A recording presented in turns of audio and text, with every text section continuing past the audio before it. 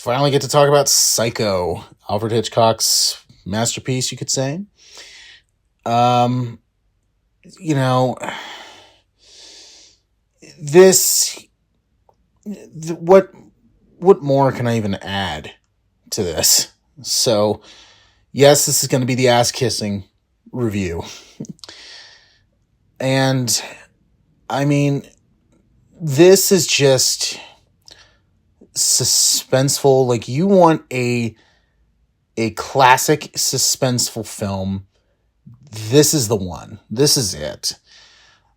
I mean, for the two people that don't know what Psycho is, we have a woman who's on the run because she did some stuff, and she decides to stop off at this place called Universal Studio.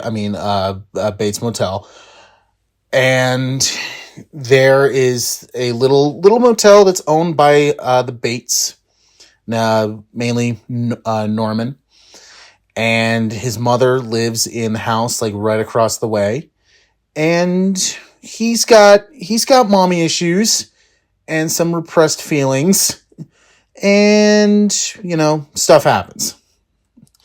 So you want a classic suspense thrilling movie. This is it. For the two people that haven't seen this, this is it. I mean, you can't go wrong with this. I mean, it's in black and white, and even though color was a thing, Hitchcock said, nope, we got to make this in black and white. From the performances to, the writing is top notch, to Bernard Herrmann's score. And it's almost something, I saw a video one time, and it was talking about like the differences between no music and music. And it brought up Psycho. And it's just a scene where it's Janet Leigh or Marion Crane. It's just driving. Like nothing really else. But Herrmann's score on top of it is like keeping you on your toes. And they said, okay, look at it without it. And they take it out, and it's like, yeah, that's a little flat. There's nothing really there. So it just shows like how powerful music is. And I think if you want to be a composer, this is a movie you should definitely watch and analyze and see how effective music can be. I mean, even like the infamous shower scene. Take the music out, just the sting sounds, and it's like, okay, that's scary, but there's nothing really keeping me like I'm like blood pressure's going higher than it is right now. And Herrmann's score, even though it's just violin strings, it's very effective. And this is just one of those movies that just go in that category of how well music lends itself to film and to certain scenes, and how music can be very powerful to those scenes. And, I'm going to talk about Anthony Perkins here for a sec. And I don't know, this is just one of those things where it's like you see him and you think he's the only one who can play this. And he did for 4 movies. I don't know why 4. And then when they decided to remake this thing, it's like, Vince Vaughn? Really? You go from Perkins to Vaughn? No, I don't see that at all. So, which, we're not going to talk about that remake because it stinks on ice.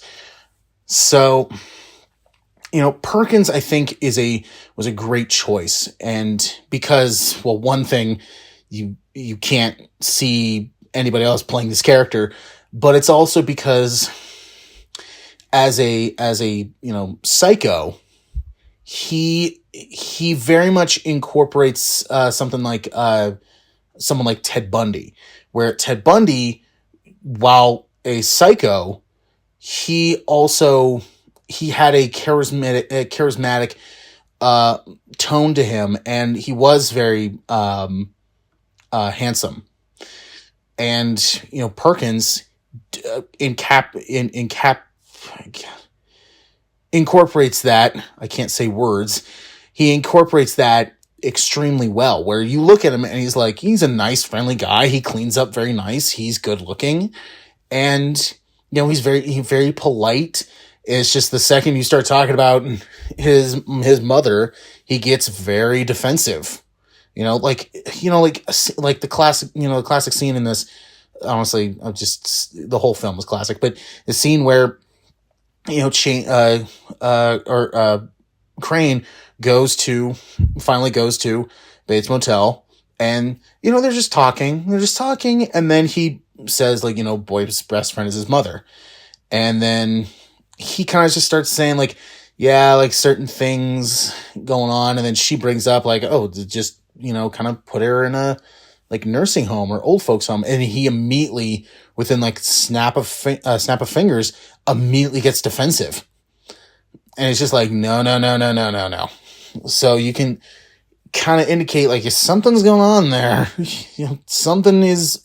he's repressing a lot. I mean, just his real emotions, and that, yeah, he does have something with his mother, and also with his certainly with sexuality, that he still feels like a little boy.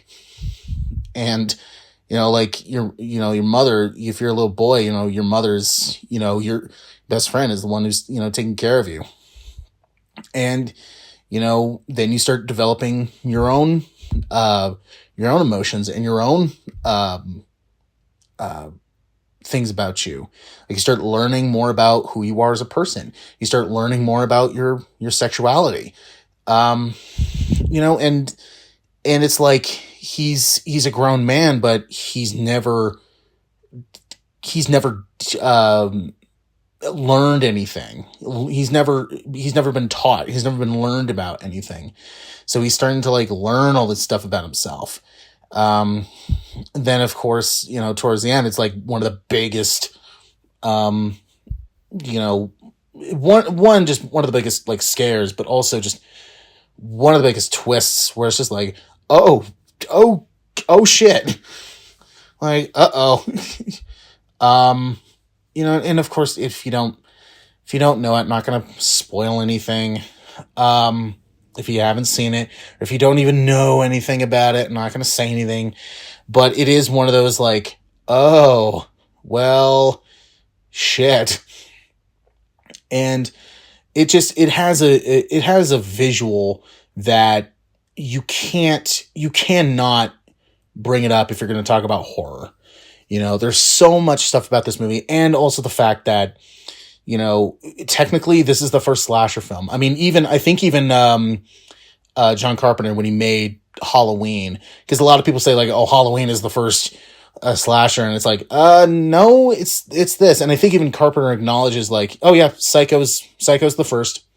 And I think he's even said, like, yeah, if Psycho didn't exist, Halloween probably wouldn't have existed, or it wouldn't have been the way it is if it wasn't for Psycho.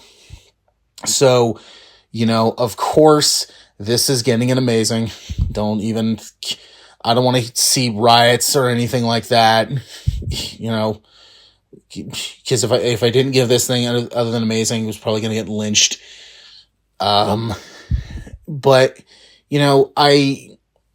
it's interesting, because this is actually the only Psycho thing I've seen out of the series.